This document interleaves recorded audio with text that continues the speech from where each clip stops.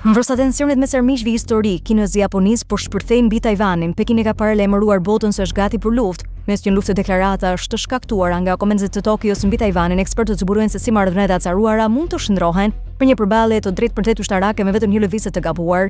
Ngririndja mes dy ekonomive më të mëdha të Azisë ka shpërthyer mbi Tajvanin, një ishullim veç qeverisës që Kina pretendon se është i saj. Kryeministra e Japonisë, San Takashi, e zemëroi Pekinin duke thënë se Tokyo mund të përgjigjet ushtarakisht nëse Kina do të përpiqet të marrë kontrollin e Tajvanit. Pekini, i cili ka kërcënuar të përdorë forcën për të marrë kontrollin e ishullit, u përgjigj me tërbim vërejtjeve të Takashit. Ekspertët kanë paralajmëruar se situata në rajon është shumë e rrezikshme, ata besojnë se një luftë në shkallë të plotë mes dy vendeve mbetet e pamundur për situata shumë e ndjeshme ndihmë për mirabuar mund të shkaktojë një përshkallëzim. I tillë mund të jetë një incident i vogël dhe i paparashikueshëm që mund të çojë në luftë të përgjithshme. Për shembull, një përplasje avionash luftarak apo një përplasje detare.